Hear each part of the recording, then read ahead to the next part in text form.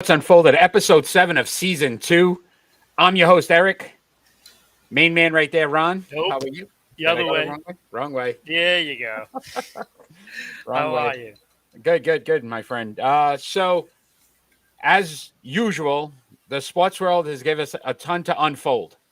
So, we are just going to dive right in and start right off with the Super Bowl 56. Now that it's in the books, we're going to talk about the Los Angeles Rams defeating the Cincinnati Bengals 23-20. And overall, your thoughts on the game. Matthew Stafford should be on the screen with a nice trophy so that you could see. Yeah, I was stirring my strawberry watermelon. Oh, look at you, buddy. Look at you, strawberry watermelon. So Matthew Stafford obviously won the Super Bowl. Yep. Cooper Kupp named MVP. Yep. Your initial thoughts on the game itself, what you saw, what you liked, what you didn't like. Look, I thought it was a great game. I loved the game. It was my heart goes out to the Cincinnati players because they played a great game. I didn't think that it was going to be that good defensively. But it was. I think both teams played very well defensively, especially with the weapons that they have on offense. It was pretty good. I do have to say. Initially, when we did our Super Bowl preview show, you started to look at the Cincinnati Bengals defense as a possible weakness, and to me, they stepped up. They looked like a very good team defensively. Akers only had, I think, 21 yards rushing on 15 carries. LA could not run the ball. Yeah, no, they stuffed that run. To me, what I learned from this, it looks like Cincinnati might be 2 players away from being able to win the Super Bowl next season. 1, an offensive lineman, and 2, maybe another defensive back. Yeah. To shore up the secondary. So I agree with you. I think the game was phenomenal. I thought they played a really good game. I thought the referees allowed them to play. And the only problem I had is with 6 minutes left, the referees decided they were going to get involved in the game. Yeah. And it really bothered me because the whole game I'm calling penalties as I'm sitting on the couch. That's a penalty. Nope, they let it go. And then they made decisions late in the game. Some were penalties, some were not. Yeah. Which I think ultimately helped the Rams win this game. Yeah. So if I had to say there was one downfall to the game, it would have been that. But, overall, if you look at it, Stafford, decent game, 26 for 40, 283, 3 touchdowns, 2 interceptions. Again, I mentioned Akers only getting about 21 yards. Kupp, 8 receptions, 92 yards, and 2 touchdowns. To me, when Odell Beckham Jr. went down, it looked like he was going to be a difference maker in this game. You could see that Cincinnati was going to gear their defense more towards Kupp, and it was going to allow Beckham to have some one-on-one opportunities. Unfortunately, he got hurt. He did have the 1 touchdown. At least he got to score in the Super Bowl. Tough break for him. I actually felt bad for him, Eric, because he didn't get to be out there. And he wanted to be, out there for it all. You saw his emotion. To be the reason why they won. Yeah, you saw his emotion once they won the game, and him crying on the sideline. Like, it was something he had been waiting for a long time. Right. And he's had a bad rap. Some inflicted, and others not. But to me, again, he seemed to have at least bounced back this year. Looked like he was a player with the Rams. And unfortunately, that happened. We also discussed on Sunday before the game the offensive line of the Cincinnati Bengals. So the Rams did have 7 sacks in the game, 2 by Donald, 2 by Miller. So what we said was going to happen, basically, they took over in the 4th quarter. Yeah. That offensive line played well for 3 quarters. In the 4th quarter, they definitely had some breakdowns. And then that final play, Donald, man on a mission. Yeah, that's why I said they need an offensive lineman, during the offseason. And you look at the 2 positions that they need, they can get both of them and still have plenty of room under the cap, These are all young players. Yeah, they're working so on a rookie lot of deals. them Yeah. are not costing them a lot, and they might be able to get that offensive lineman through the draft. So they don't necessarily have to go out and spend huge money on an offensive lineman because they might be able to get that in the draft. Yeah, yeah. So Defensive I back want, though, they should spend. yes, yes. Wanted to talk a little bit about obviously the Bengals and how they're performing. So Joe Burrow, a little scary with that knee. We almost thought he blew out the other knee. He could be the next offensive Andrew Luck. That's a great comparison, Manny. Thanks for joining. But to me, yes, Andrew Luck retired a lot earlier than he probably should have, just based on the fact that he was getting beat up. So Burrow could turn into that if they don't make the right decisions with the offensive line. But Joe Burrow, 22 of 33, 263, 1 touchdown. Mixon, 72 yards on 15 carries and a passing touchdown. And then Higgins, to me, 4 receptions, 100 yards, 2 touchdowns, even though one should have been a pass interference and didn't get called. Mm-hmm. The Rams defense held Chase. As much as we made Ramsey got burned, Chase to 5 receptions for 89 yards, no touchdowns. That to me was a difference as well. That's a winning situation for the Rams. You held him under 100 yards and held him off the board. And that is big. That was his guy. You would assume he was going to go to him a number of times, and they wasn't able to get the ball to him. And on the flip side, you got to feel good if you're Cincinnati that you were in that game without him being a factor. Yeah. So it's great on the flip side. Look, Cincinnati should be a team to be reckoned with for the next 4 years. I mean, they have the young talent, and you just put more pieces around this team. Look out.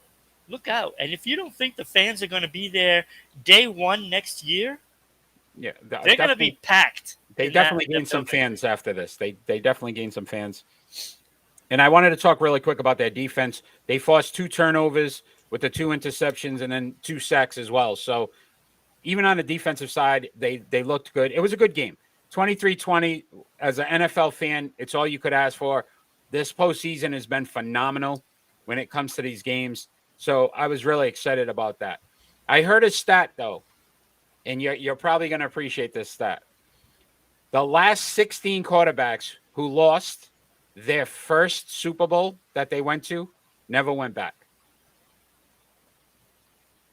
So wow. If that's the case, that means Joe Burrow is one and done. Oh, wow. 16 of them? 16 in a row now. Wow. That's an interesting stat. Right? When I heard it, I go, what, really? And then you start to list some of the names, but then Donovan McNabb, he got to the one against the Patriots, never made it again. Kerry Collins, but again, that's, you know what I mean? You're talking about there were some bad teams in there, but there were also some good quarterbacks that just didn't get back again. So remember that. It just goes to show you how hard it really is to get there and then to repeat or to even get back. Yeah. I think it might be the second most difficult sport to get back to it. I think number one is, the NHL. It's so grueling, to go and get to the Stanley Cup. And it's no different in NFL. It is hard because it takes toll on your body. It's not like, playing baseball and you have a stacked team and they stay stacked for like several years. It's different because the body takes the toll. And especially when you have linemen, those are where in the trenches, when you're constantly going into the playoffs, and, any Patriot will tell you, they've been back there so many times. Yeah. It's hard to get up. That's why, the only player that really has gone to all of them, is Tom Brady. Because the other players just can't last. Yeah. It's hard to keep that sustain it for that long. Yeah, you can't. So, and just sneaky news on the back end of it. Donald's talking retirement. Now he's talking about they're going to try to run it back. So is McVay. I think that retirement talk might be out the window. They're probably going to come back. Yeah, and I got a feeling that Odell Beckham He's might going to be resign the with them. reason. Oh, He's absolutely going to resign with them. I have no doubt in that because he wants to be part of it, and I think those players and coaches that we're mentioning, yeah, are the reason why they're rallying around yeah. him. I could see it. Like they gelled so well, and I gotta give the credit to the coaching staff. Yeah, McVay did a They great made job. it. They made it. They made it so that it's like family. And if that doesn't remind you of what the Patriots do, I mean, now we might be talking about Ram Nation, you know, winning the Ram way, Yeah. because they're so tight knit group now. It's because you can see it when they're talking to each other or doing an interview and somebody runs by. Yeah. It's just different. It's different. It's Yeah. not all about You get- me. It's all about us. And I'm glad you brought up the coaching staff because you think about the egos that could have come out of this when they signed all these players and they brought in all these names and people were criticizing them if they didn't win it. And Yep. McVay was able to keep that team together and end up winning the Super Bowl. So Yeah. great job to the Los Angeles Rams. Congratulations, 2022, 21-22 champions of the NFL. And now we're on to a new season. So we're going to discuss in the NFL the New England Patriots. So they've had a ton of coaching changes and personnel moves this offseason. Should there be cause for concern? So obviously, Josh McDaniels, our offensive coordinator, has gone on to coach for the Las Vegas Raiders. He also took Mike Lombardi, who was our wide receivers coach, Carmen Ursillo, who was our offensive line coach, and Bo Hardigree, who was our quarterbacks coach. All went to Vegas. Ivan Fairs, who's been with the team 30-plus years, I think 32, before even Belichick, there's a strong feeling that he's going to retire. He just hasn't officially announced it yet. So that's 5 coaches from the offensive side of the ball. How concerned are you? I'm only concerned in 2 of them. Obviously, Josh McDaniel leaving and quarterback coach.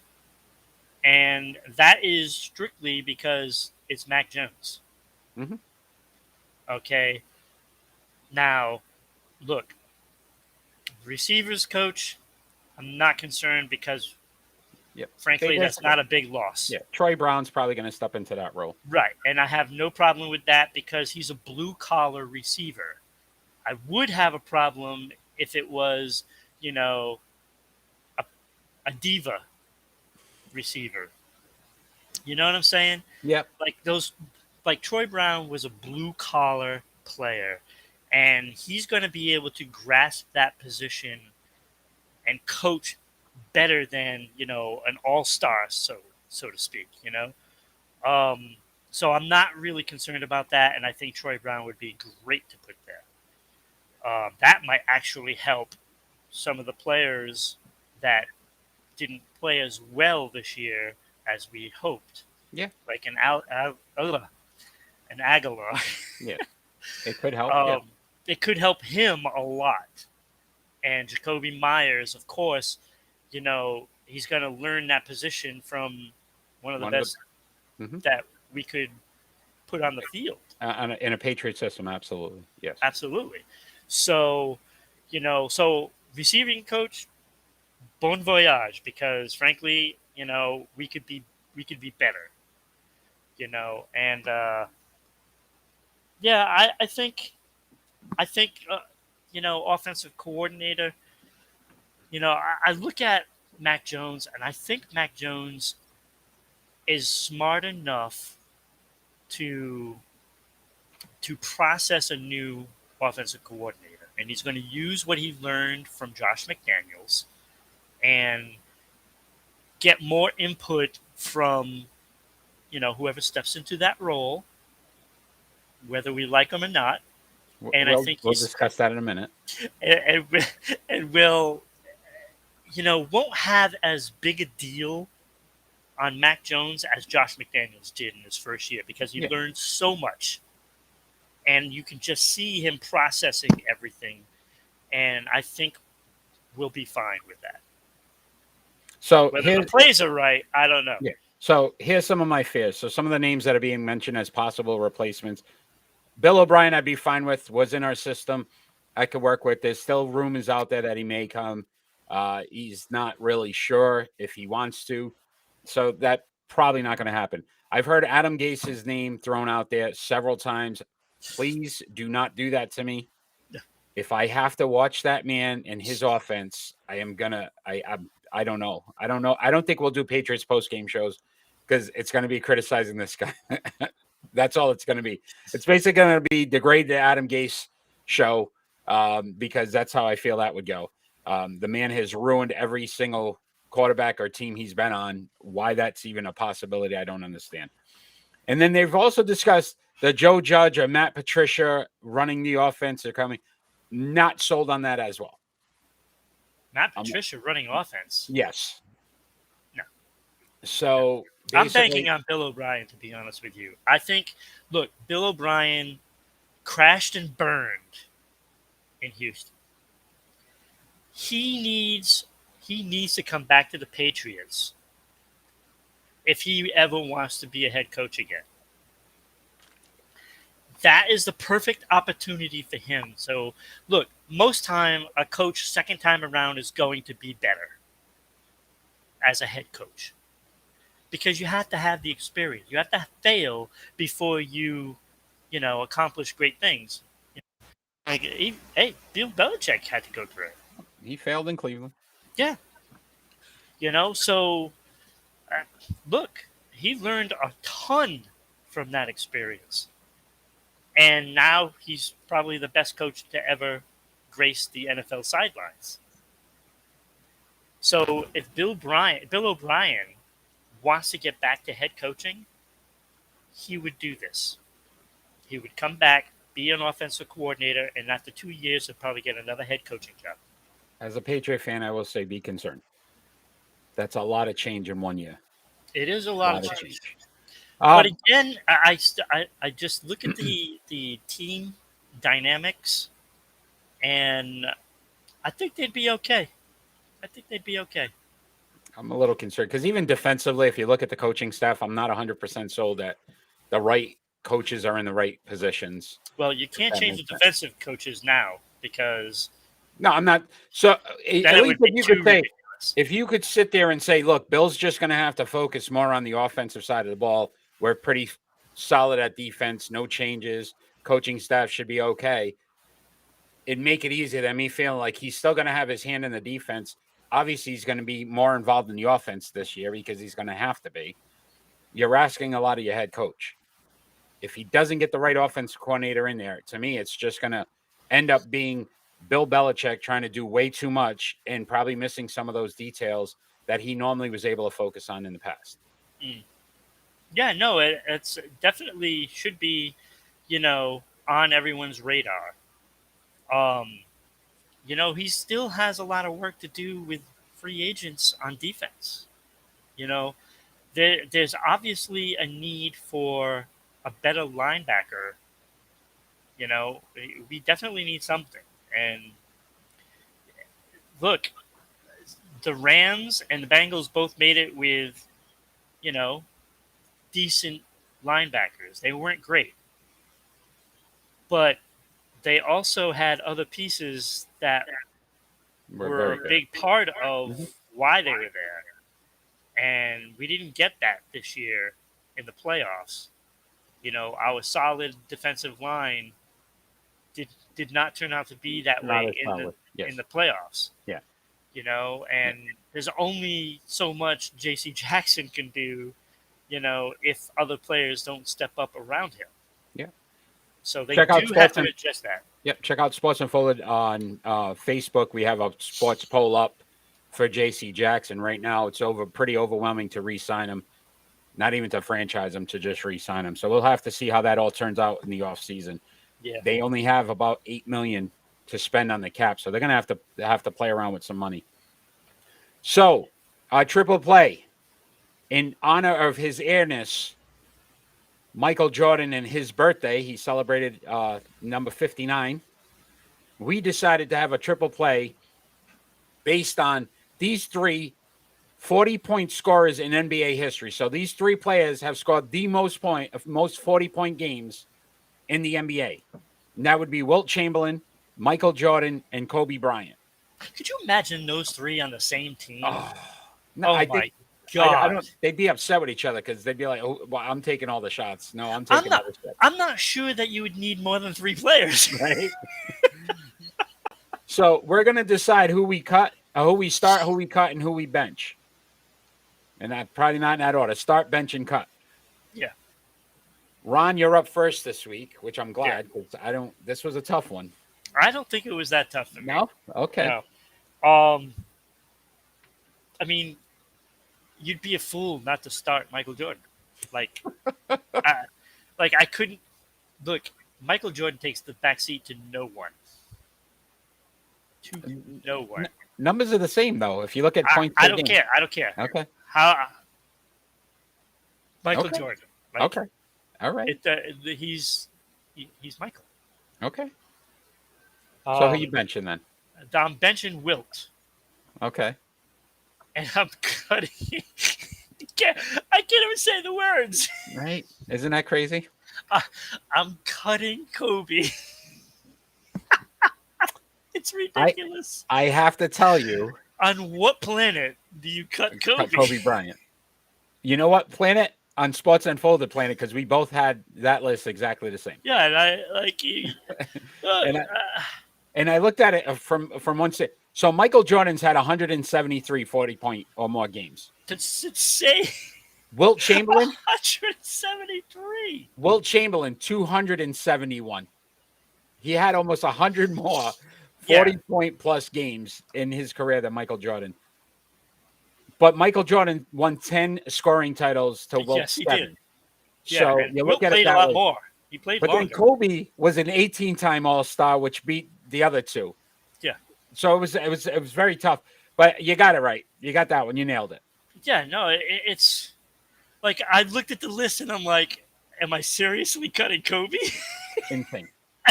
When I said it, I'm like, oh, I couldn't cut Kobe. Now, if you put LeBron in there in place of Wilt, that would have been easy for you. Yeah. I already know. So, keeping with the theme, let's talk some NBA. So, the NBA's All-Star Game is this weekend. I know how you normally feel about All-Star games, but is there anything you're looking forward to this weekend? On the All-Star Game? Yes. Not really. No? I might hate the NBA All-Star Game more than any other league, to be honest with you. Really? See? So to me, I'm the because opposite. there's absolutely no defense. There's no defense. It's like 170 to 166. That's the game. I think the entertainment factor of the NBA All-Star Game is so much better. I do have to say, though, that they're right there on the court. And I think there is a little more fan interacting with the players that are, courtside. And most of those fans are basically, movie stars. But there is a little bit of that.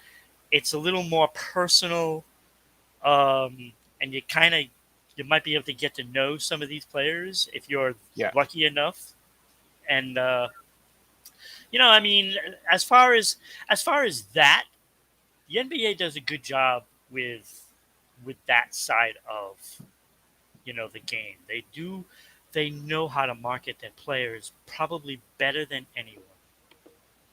And they do it.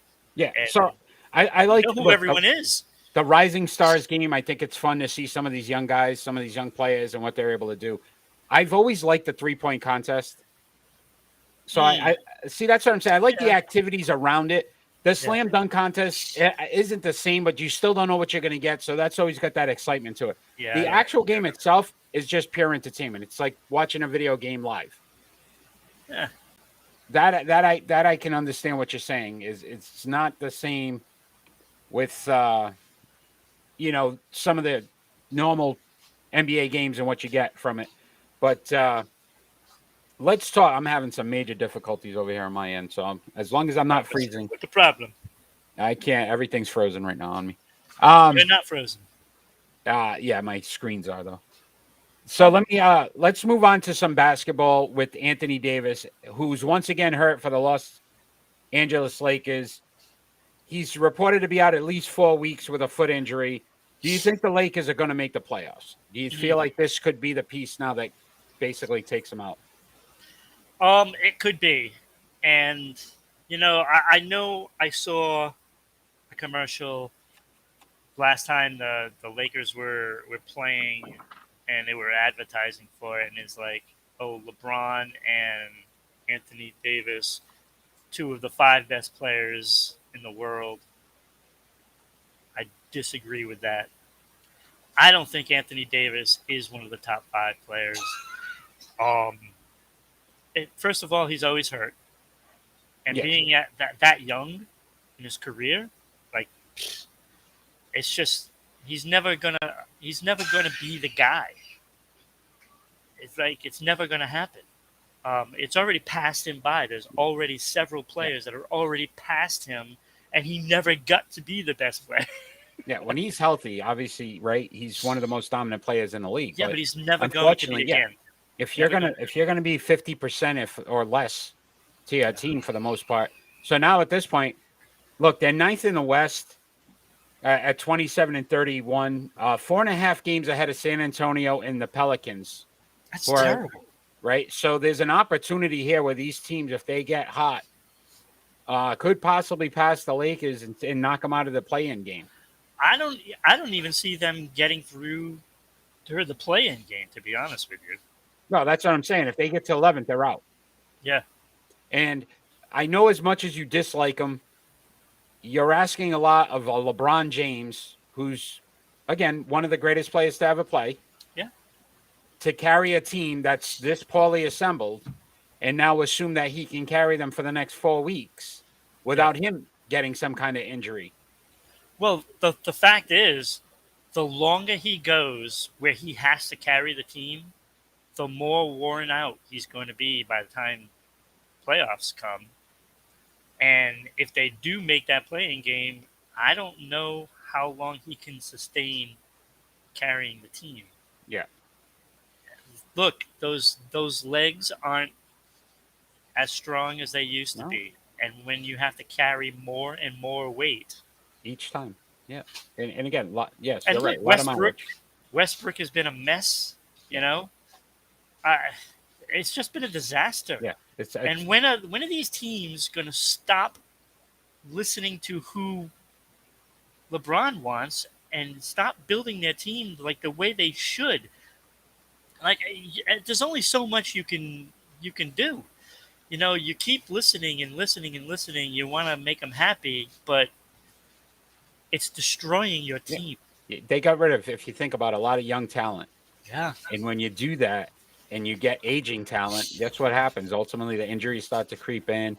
They're tired towards the end of the year.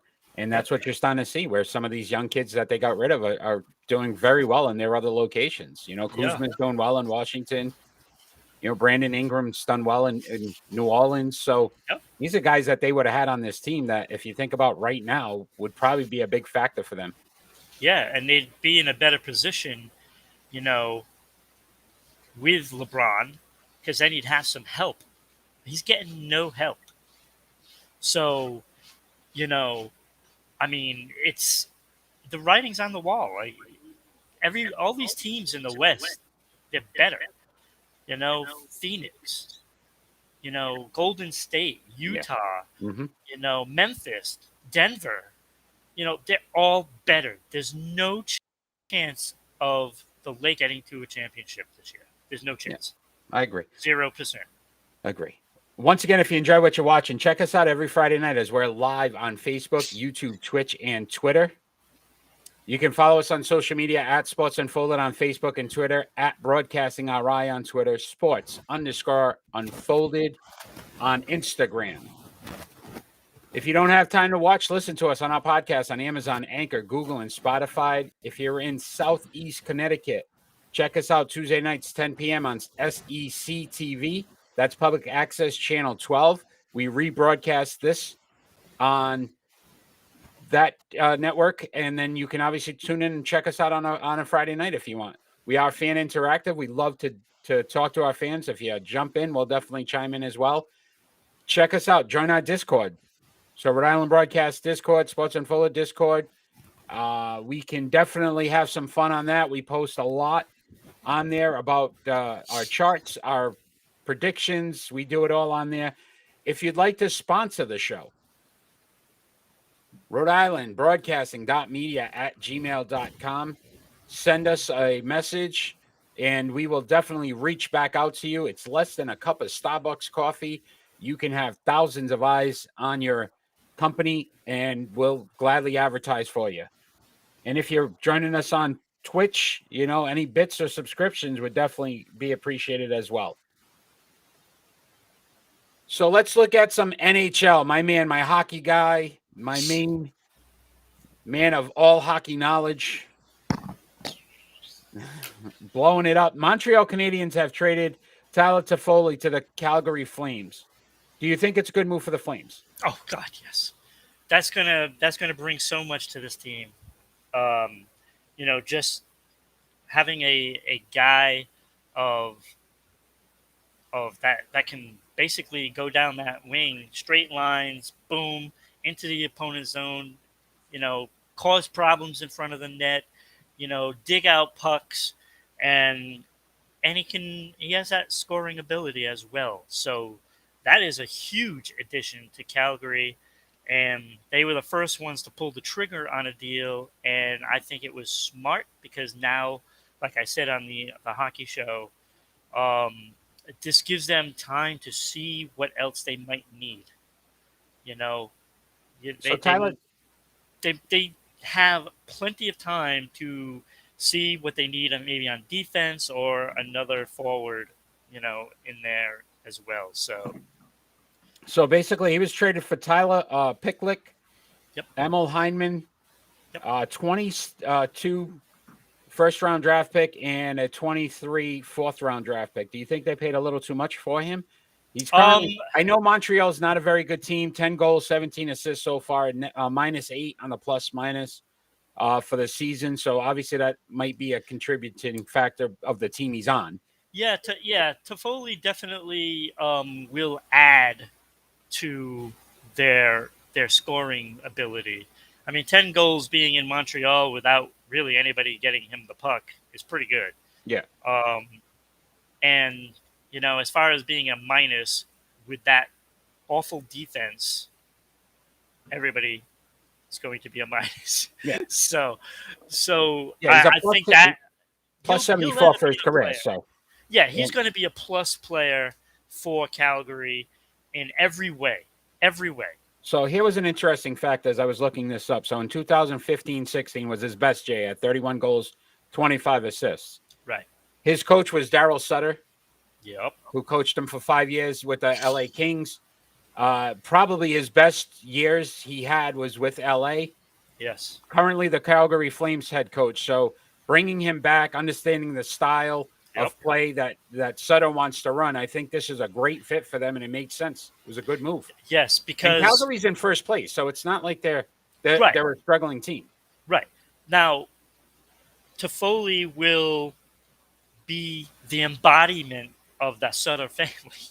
They're all, nonstop, go until you can't go anymore. And that is what Toffoli will bring to the table. And don't be surprised if he has an effect with Calgary like Taylor Hall had last season for Boston. It's going to be almost identical. I know you had some other trade rumors that you've been researching. What else you got? Yeah, well, be on the lookout for the Islanders to make a couple of trades. First of all, Chara's probably going to get traded. And every team is going to want a guy like Chara. Yes, he's older. Yes. But he's still tough. He's still a force to be reckoned with, especially on that defensive side. The long reach, the size. He's not going to get, pushed around at all. He's tough as nails. And there's going to be a lot of teams that need a good defensive defenseman. Like, he's not going to be lugging it up all the time, and being an offensive threat anymore. But he still has that knockout shot. He still has that great defensive presence, and he can make a team better. His experience, just if you think about from a playoff standpoint, right, for a team that's in contention, would be huge if they could pick him up. They have Zach Parise, whose contract is going to be up at the end of the season. Could be, a bottom six forward for a team. But I like Cal Clutterbuck as a pick. Some team, he's going to be a free agent at the end of the year, unrestricted. And, and it's too bad because he is pure energy. He hits everything that moves. And every team is going to want a guy like that to put on their fourth or third line. And that would be a guy to really look forward to. I think every team is going to make a play for him.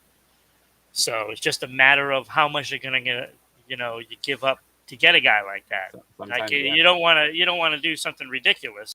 Like, I have no first round pick for Clutterbuck. He's not going to bring, ton of goals for you, but he can bring that energy. And he'd make a good fourth liner for a team, say, like Tampa Bay or Colorado or Florida. One of those Carolina, yes. Yeah. That's a player that those teams are going to want to go after. So, and Chicago, Fleury, do not be surprised if he gets moved because he's going to be, free agent. And in Ottawa, Chris Tierney and Zach Sanford are both unrestricted free agents at the end of the year. And a team like Ottawa will trade away those pieces for something, most likely draft picks. So again, I think we're about a month away from the trade deadline. So NHL, you'll see a lot of moves. So there's been a few.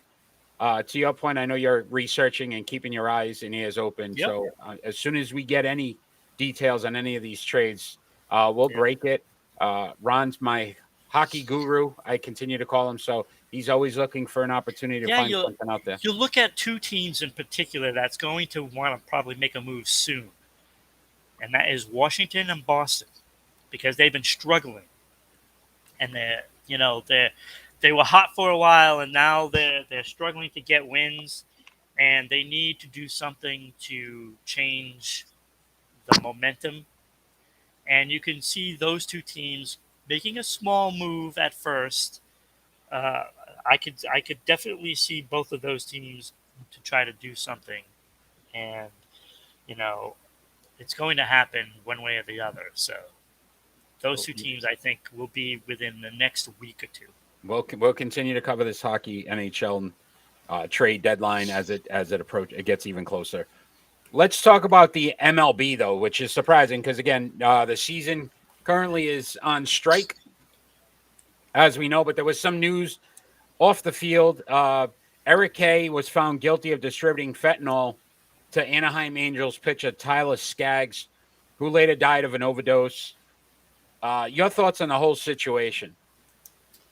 Well, obviously there's a major problem. Because I can bet you that's probably not the only time and the only player. Yeah. So I'm glad you brought that up because Matt Harvey, who had to testify, actually said that he also had given Skaggs fentanyl in the past. And now Harvey, if he's picked up currently a free agent, they're basically saying he could face a 60-game suspension for admitting that he used. Yep. Um, That was just your career ender right there.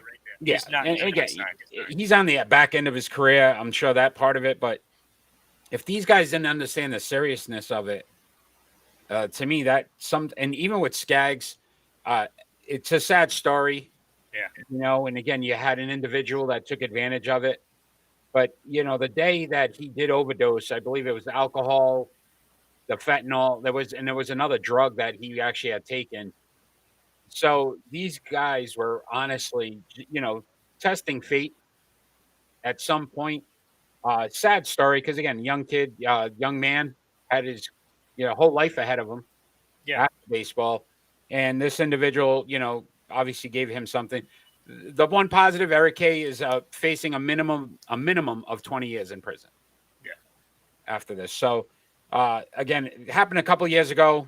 A story that, just we know about drugs in the sports world and especially baseball with a 162-game season. Well, like I said, Eric, like you look at the situation. Okay, so now there's two players that are connected to Skaggs for getting him that. How many other players know and are getting it from these players that are offering it? Well, Eric K was a front office guy. Well, I'm just saying. So, you know what I mean? Yeah, from the organization. Knows, Yeah, from the organization alone. So it's obviously not the only player that has received it, because that doesn't make any sense. No. Like, it's not going to just be one player. No.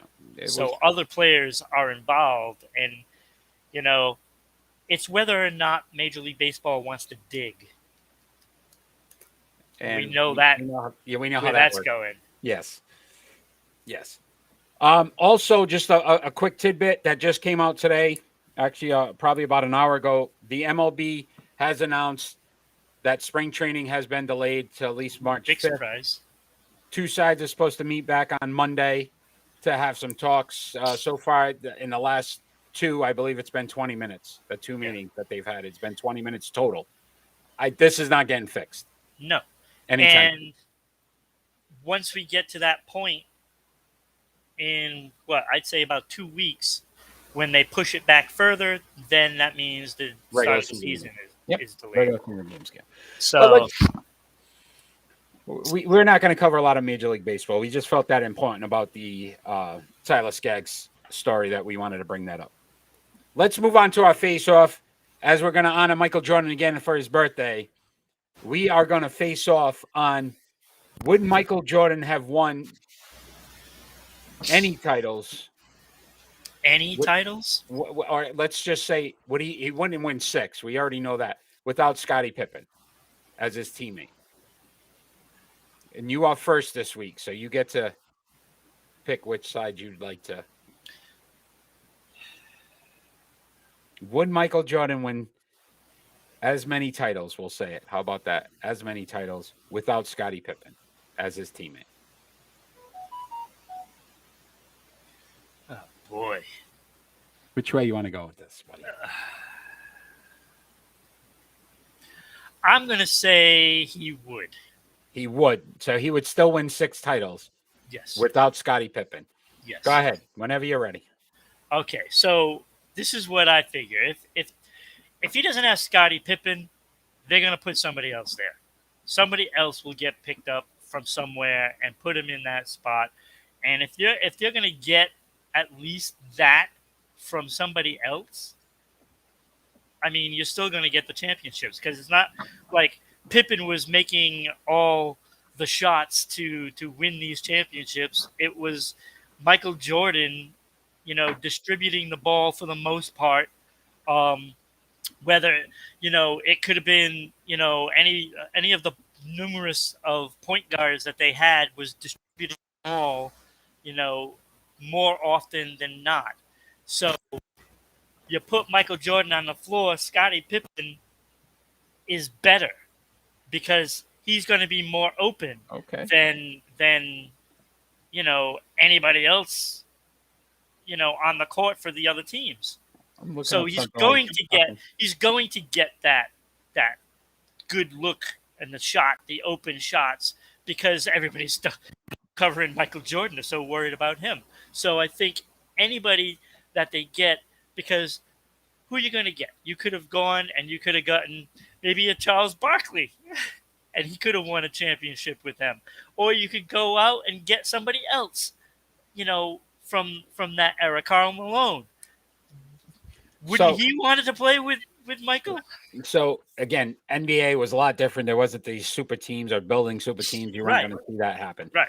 What I would say is this: without Scottie Pippen, so they both came in basically around the same time. I just looked up when he was drafted as well. Yeah. Yep. To me, they formed that dynamic duo that honestly I'm made not each other saying better. they didn't. I can't see Michael winning as many titles. He would not win 6. He would. He would have played longer. He would have played more. Scottie Pippen's playoffs with the Bulls: 18 points a game, almost 8 rebounds, 5 assists, almost 2 steals. Yes. So again, he was a very big contributing factor to those. Oh, he was. I'm not saying he wasn't, but they would have ended up getting somebody else that could be in that role. It's almost the same as would Bill Belichick win as many titles without Tom Brady? No, I don't think it's the same. They needed each other. Oh, I don't doubt that either.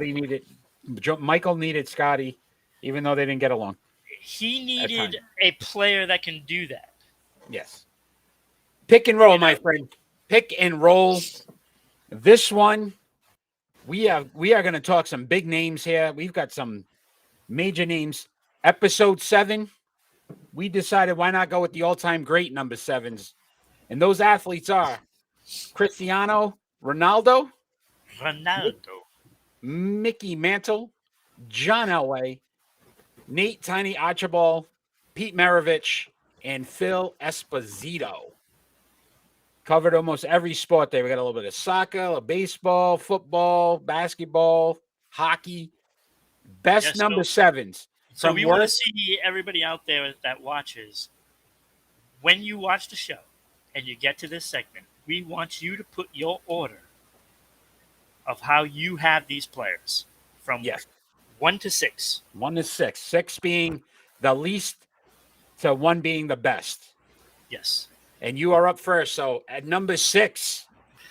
At number 6, which I was surprised of this, Maravich, 24.2 points, 4.2 boards, and 5.4 assists, 5-time All-Star, 4-time All-NBA, and scoring leader. 76, 77. Yep. Those are great numbers. Yeah, very good. Great numbers. Very good. Missing one thing that you always rate a little higher. He didn't have a championship. Exactly. And that's why he's number 6. Yeah. Number 5. Number 5, I have Tony Archibald.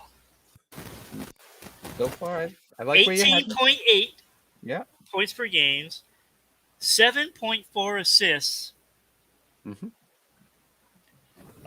He was a 6-time All-Star, 5-time All-NBA, scoring leader once. And assist leader. Yep. 73. Yeah. And 1 championship. Number 5. Getting the numbers right. Good job. This is where it starts getting a little difficult. Yes, it was. 4 down was. Number 4, and I can't believe I'm putting John Elway there. Wow. I mean, 51,000 plus yards, 300 TDs, 9-time Pro Bowl. Yeah.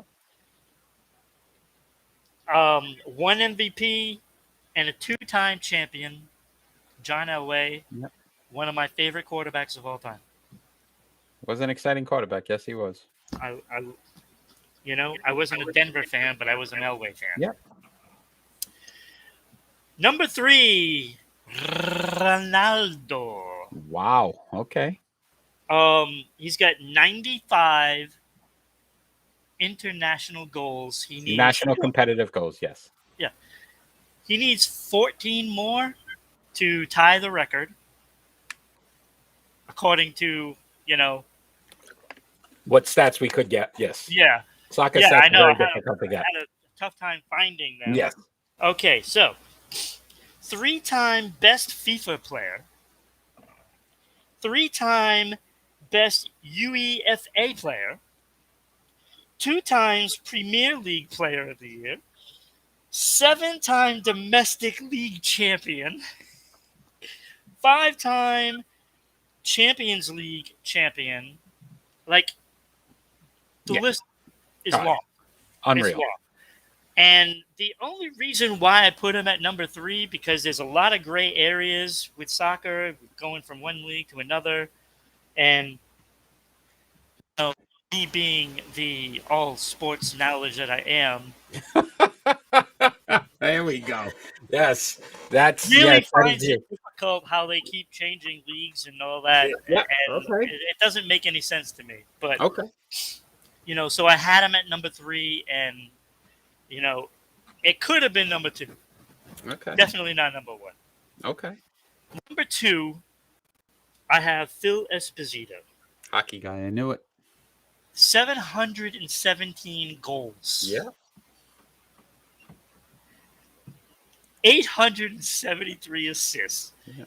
It's insane. It's insane. 8-time All-Star. 5-time scoring leader. 5 times. 2 MVPs. And 2 Stanley Cups. Guy Very good. was amazing. Very, very good. And that leaves number 1. And this is like the second time, I think, doing pick and rolls where I actually had a Yankee at number 1. Wow. See that? We're changing Second time. it little by little. Nope. No, you're not. Listen, hold on before you. So in Rocky 4, at the end, when Rocky, if you could change, I could change. We could all change. We could all change. That's where we're at right now. We're changing you slowly. No, it's okay. Wait till you have to wear those Red Sox Yes. outfit. The whole outfit. So number 1, I have Mickey Mantle. 2,400 plus hits. Only 536 home runs. Yeah. Only. Yeah. Only 1,500 plus RBIs. This was not the first number that turned my head and made this an easy decision. But this is where it started. 20-time All-Star, right? 20 times. Isn't that insane? 20 times. He's a batting champion once. Yeah. Gold Glove. Yeah. He also was a 3-time MVP. Yes, sir. And he had more championships than the rest of this list except for Ronaldo. Yeah. So he had 7 championships. Yeah. He was clearly my number 1 on this. It was a battle for number 2 and 3. The Mick. All right. And then it was the rest. I see what you did. You basically almost copied my list, and then you got a little confused. So I am going to tell you. Yeah, you went Ronaldo number 2. 6, Maravich, you're right? No championships with the numbers. Okay. I'm not going to read them. Tiny Archibald, same thing at 5. Elway. This is how I became, and this is Elway at 4 and Esposito at 3. Right. And the reason why I put Esposito at 3 and not Elway's 11th all time in passing yards. Esposito's 10th in points all time. So I said he beat him once that. Yeah, I put him and ahead of it. Esposito played further back. Yeah. So that's how I kind of went with that. So with Ronaldo at number 2. Yeah. No, that's totally understandable. I'd like to say, a tough time with those 2. Yeah. 488 goals total. 95 the national. 3 national titles, 3 Premier League titles, 2 La Liga titles, and 2 Serie A titles. Right. So man can win some championships. Oh, he can.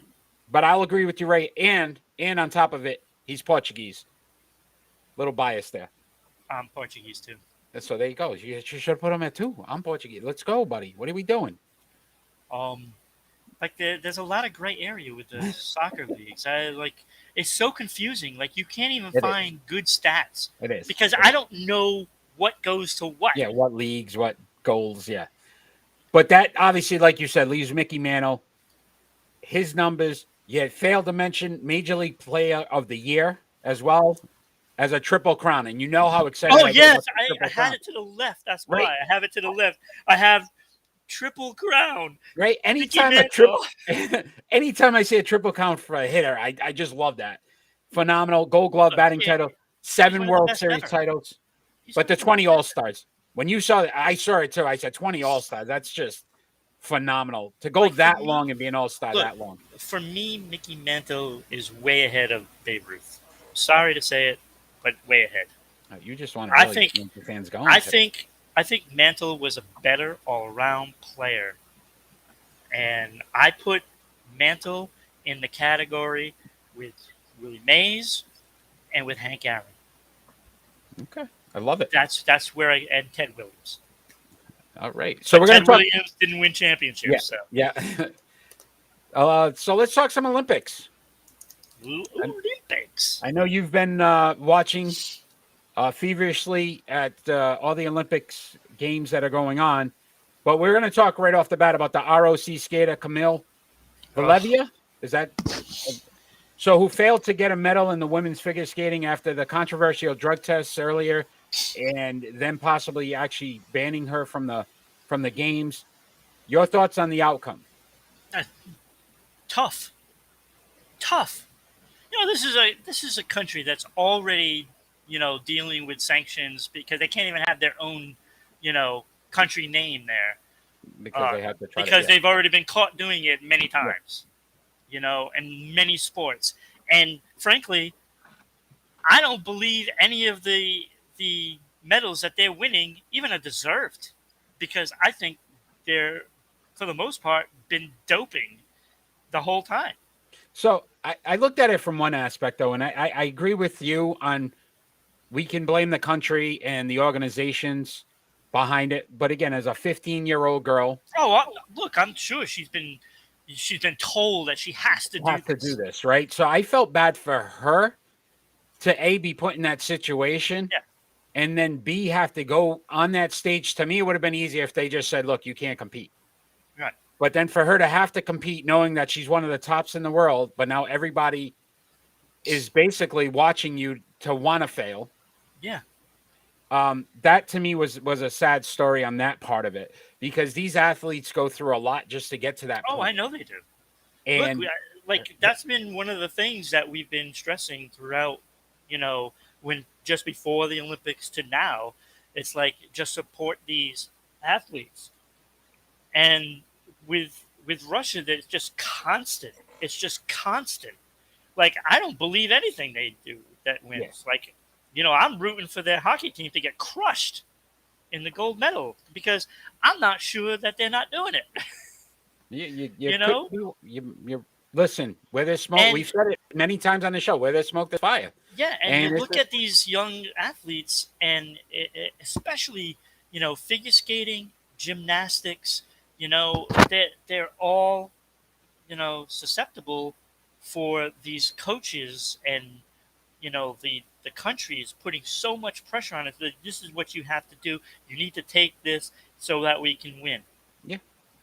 So, you know, this is stuff that, you know, the Olympics need to get a hold of and really say, you know what, next time your country can't be part of it. So we criticize Major League Baseball and how they've blundered so many things. The Olympic Committee is just as bad, right? If not worse. The Olympic committees, they're horrible. They're one of the worst to ever do it.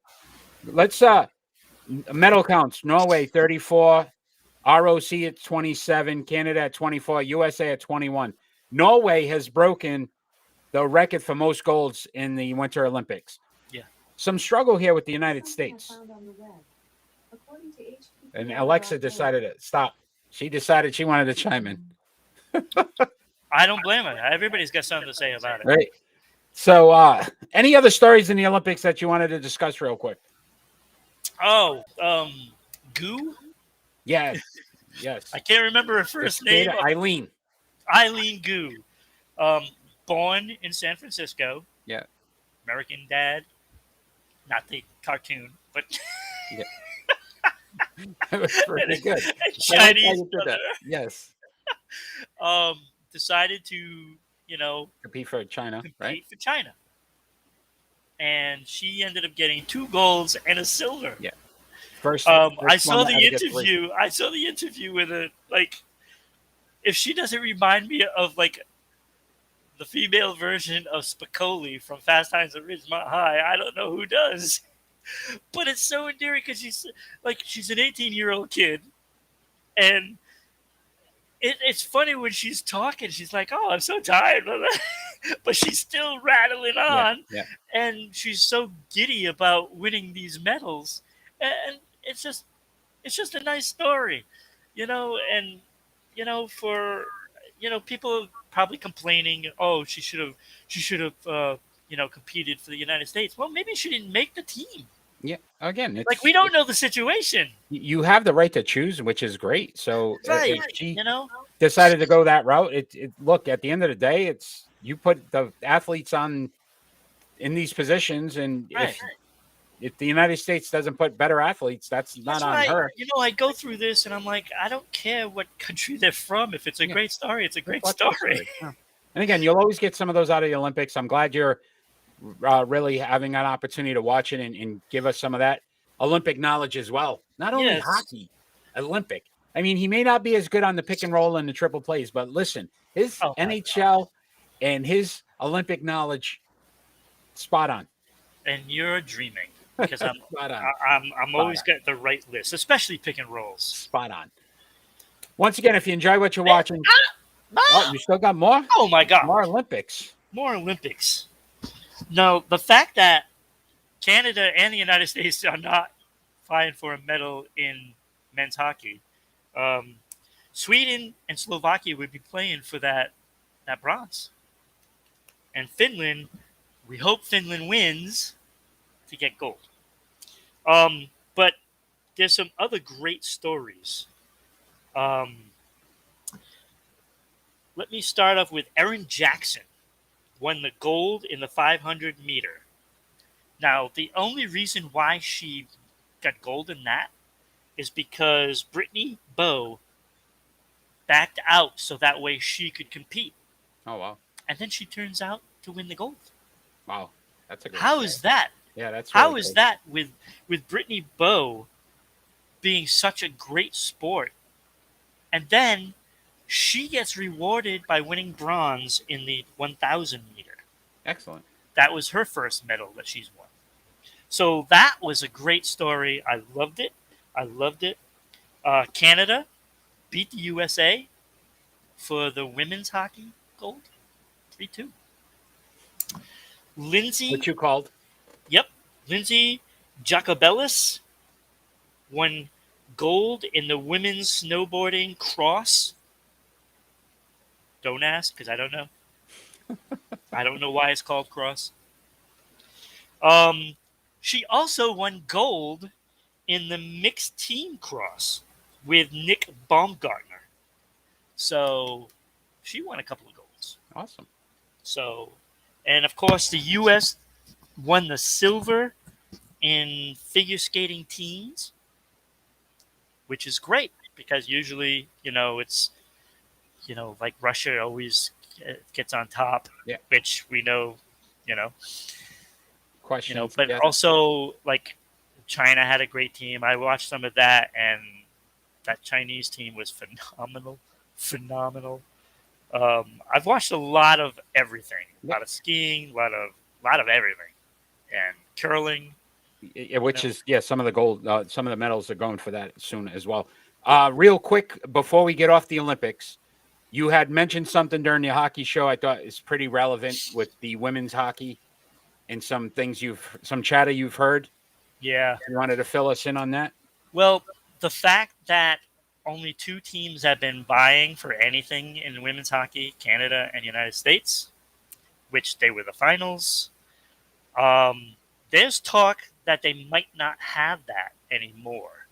So the next Olympics is crucial that other teams start competing a little better. Not necessarily winning, but competing. Yeah. Not getting blown out like 9-0 or 9-1 or 7-1. You know, they have to compete or it's going to get taken away. It can't just be all about Canada and the United States in women's hockey. And they are completely dominating every other country. And there's only so long that countries are going to invest in it. Yeah. So once again, if you enjoy what you're watching, check us out every Friday night at 6 p.m. We are live. We're interactive. We're on Facebook, YouTube, Twitch, and Twitter. And that's 6 p.m. every Friday. Follow us on social media at Sports Unfolded on Facebook and Twitter, at Broadcasting RI on Twitter, Sports_Unfolded on Instagram.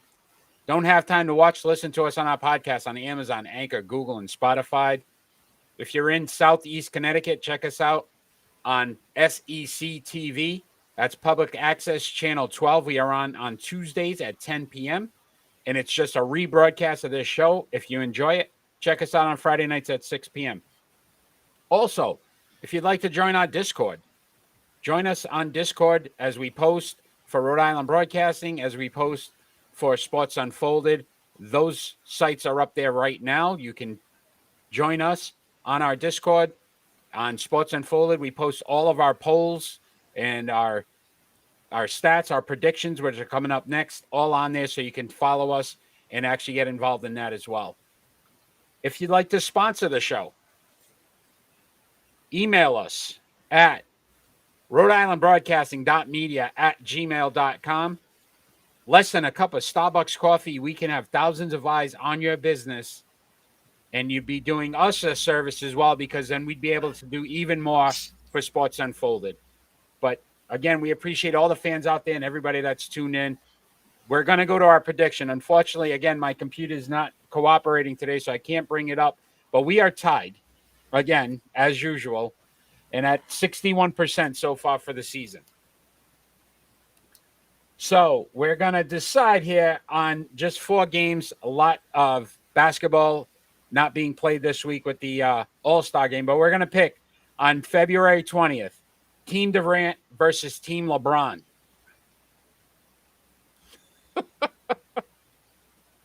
I know you love All-Star games. That's why I put this in there for you, my friend.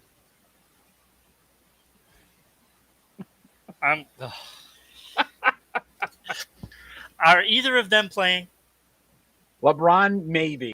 Durant is not. I'm going to go Team LeBron. All right.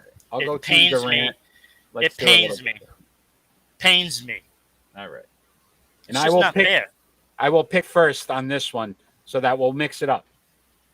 On 2/24, Boston Celtics at the Brooklyn Nets. I'm going Brooklyn.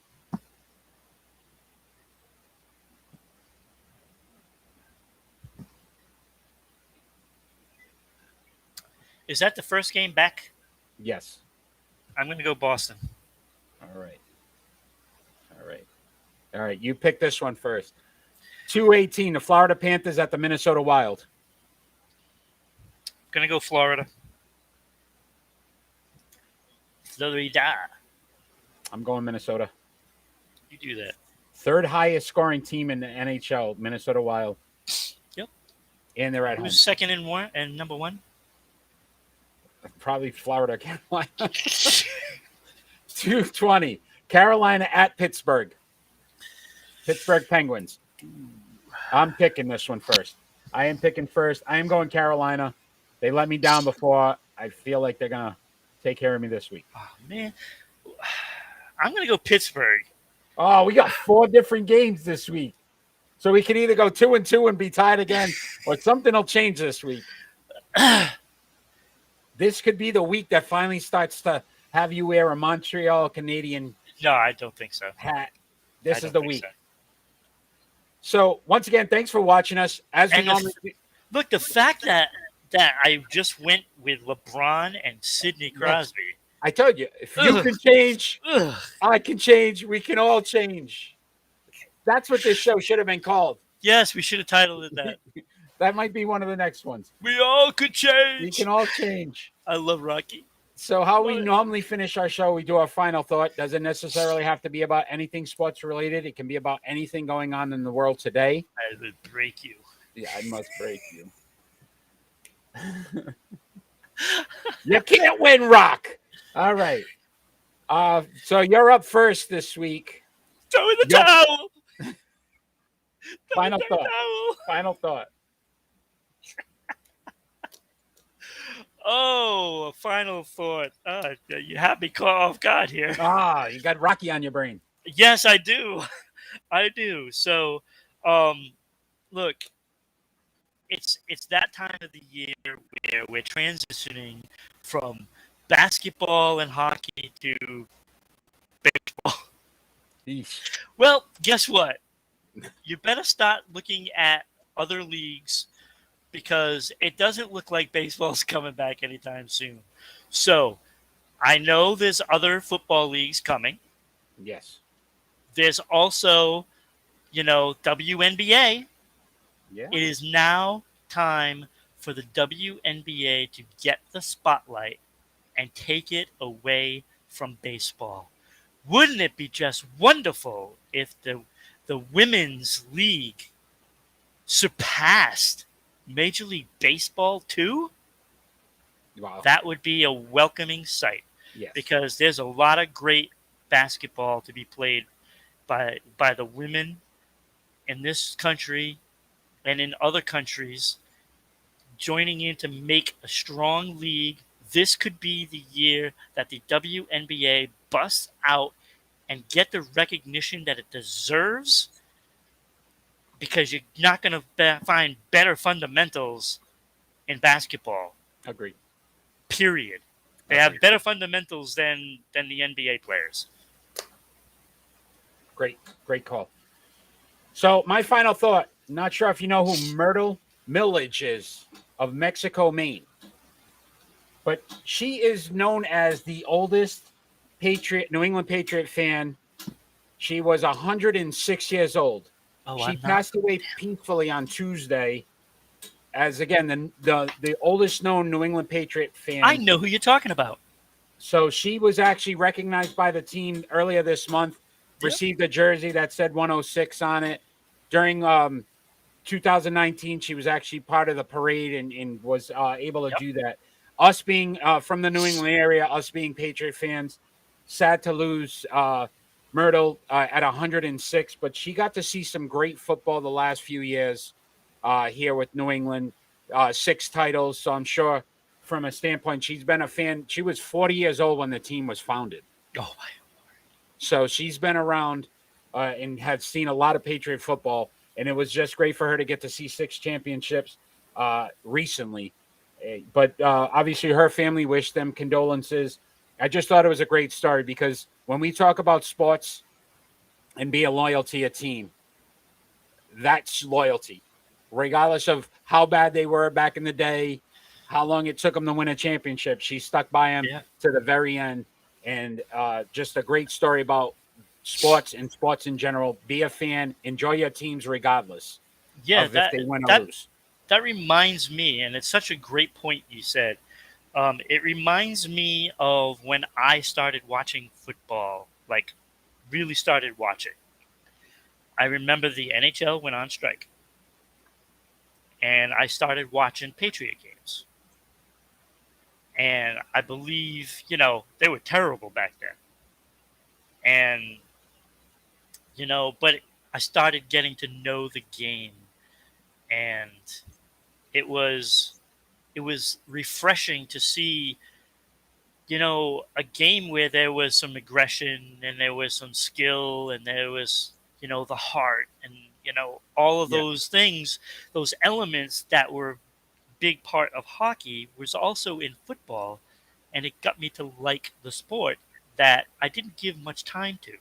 Like I was always, Red Sox fan, Bruins fan, and even occasionally, Celtics, back then, especially 80s, But I got to see the game more because I didn't have hockey to watch. Yeah. and I watched something, and football seemed to be that, and it developed fast for me because it had all those elements that I'd like to see in hockey is also there in football. Totally different game, but Yeah. those things were And the in funny there. thing is, it correlates to your final thought. There's going to be something out there for those baseball fans that Yeah, it's all they really wanted to watch. Take that's the right. time. Start watching some other stuff. Yeah, I'm sure you're going to enjoy it. We will be back on Friday at 6 p.m. We're excited, as always, to bring you all of our sports that we can unfold. So I am Yes. excited to do this show with my main man right there, There we go. Ron. We are well over a year now, so I'm excited about that as well. We are going to continue to do this show and grow. But we will see you next week. Fans out there that have watched live, thank you for those. Manny, thanks for joining in tonight. And then any fans that are going to watch afterwards, we hope to see you follow us afterwards. Absolutely. Peace. Take care, everybody.